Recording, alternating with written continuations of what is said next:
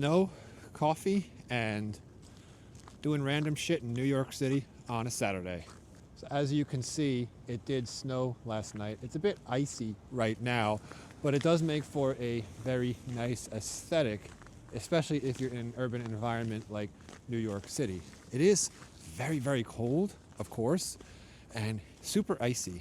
I am wearing my Thursday boots, whiskey color with the Storm King rubber outsole. They aren't necessarily waterproof. Ooh, this is really icy.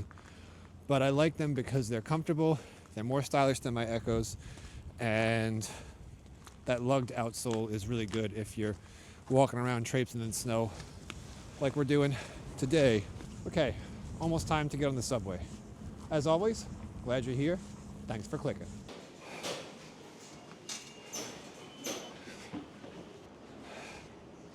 Looks like we made it.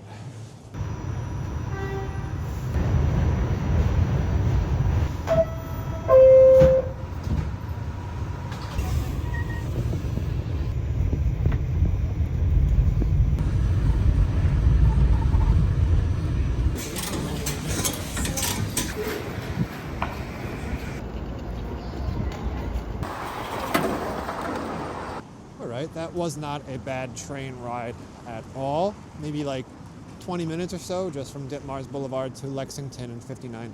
Lexington Avenue, as you can see, is very narrow compared to some other streets in Manhattan. And as I was saying on the train, I forgot to mention, this is a Creators NYC coffee meetup. Meet up every Saturday. There is a YouTube channel for Creators NYC. Go check it out if you want to. I'm there once or twice a month. Typically, I've been going every other Saturday. So, yeah, not a whole lot of snow. Not as much snow as I was expecting, but regardless, still good to get out and enjoy Manhattan and get some nice views too.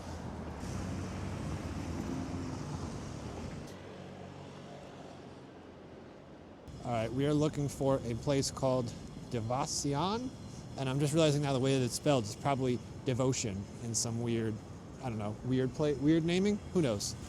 Actually, I think it's right up here.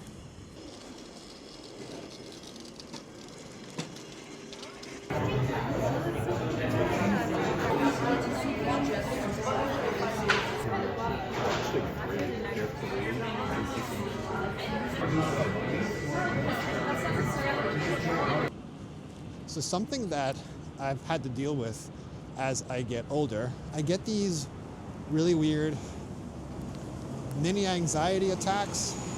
It used to happen a lot like 2 years ago. I really had to work through it, go to see a therapist for a little bit. But it's the weirdest thing, being in closed spaces, like being on the train, being in a small cafe like that when it's crowded. It's almost like, I don't know, claustrophobia? Could be. It's weird. Never used to happen like up until 2 or 3 years ago. It sucks, honestly. But, you know, at my worst with the anxiety, I actually, oh, this is pretty cool. Let's check this out. Walked over here before. Hold that thought. Oops, wrong pathway. It's another pathway I was thinking about. So as I was saying, at my worst with anxiety, I just wouldn't want to leave the house. I wouldn't want to leave the house, wouldn't want to visit anyone. It was almost crippling, or it was crippling. It was just, I don't know if that's the right word to say, but I missed out a lot of opportunities and started to miss out on living life because I had such bad anxiety. And a lot of that was I just had to throw the towel in and start seeing a therapist for a little bit. That definitely helped a lot. Doing online research definitely helped. Crossing the street and looking both ways definitely helps too. Is one of those things, you know, it's never going to fully go away. It's just something I have to push through. And that may not sound the greatest. Hands are freezing. That may not sound the greatest, but I just, way too many times, I just didn't want to leave the house because anxiety. Jesus, what the hell just happened? Taxi just ran over the loading zone right there. Way too many times didn't want to leave the house just because I just had such bad anxiety. And it's crazy, we develop things as we get older. I used to think like, I'm not claustrophobic, I'm not this, I'm not that. And it happened to me. I mean, if this resonates with you, let me know. Let me know what you've done to conquer any anxiety you have. My whole thing is just saying to myself, like, what the hell am I so worried about? If nothing is really that big of a deal. I used to be a constant worrier. I know myself, and I know, can't let that stuff get to you. Just push through it, see a therapist. Street's too narrow. And I want to get this thought out before we get on the train. The way that I have beaten it 95% is just see a therapist, have systems and thought processes in place.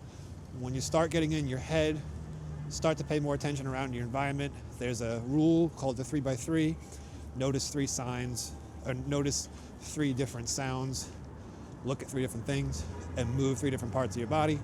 So what I do is I maybe move my lips or move my face, start fidgeting my fingers and tapping my feet. That's definitely helped. This is a first world problem. Just realize this is a first world problem. How privileged are we that we get to have anxiety, and that's the worst of our fears. There are people out there that can't even afford to feed themselves, or a roof over their head, or, we're talking about nice boots and nice jackets. There are people out there that can't even afford a cheap jacket from Costco. So when you really think about it, think about bigger picture. It helps for me, at least. Maybe for you. Can't say it's going to work for everyone. It definitely helps put it into perspective. You realize that a lot of these problems that you have are all in your head, and fears are irrational.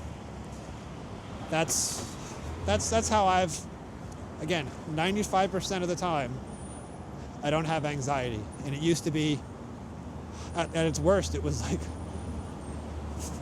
90% of the time I left the house, I'd have anxiety, especially getting on the train. I don't love the subway, but I used to love riding the subway. Now, sometimes riding the subway, I get very anxious, but you just got to push through it. Can't let it stop you from living life. And my hand's going to fall off if I don't put a glove on. Drinking too much coffee used to make my anxiety much, much worse. I'm always drinking below 2 cups a day nowadays, and if I want more, I just have decaf, which is totally fine. Cutting back on caffeine has done a lot for me when it comes to controlling my anxiety. So if you're a 4 or 5 cup of coffee a day type of guy, girl, consider cutting it back. 1 cup a day is really all we should be drinking. 2 is the maximum. That's actually why I didn't have any coffee at Devotion. Sometimes the coffee is too strong and it makes you feel like you're buzzing, and anxiety will go through the roof. Alcohol can do the same thing. If you are drinking a lot of alcohol, it's not the best. Oh, this is cool, hold on. While I had that thought in my head, that definitely was a significant breakthrough. Cutting back on caffeine, no more 4 or 5 cups a day. 1 cup is my goal, 2 cup max. Anxiety is a lot more manageable. All right, let's get on the subway.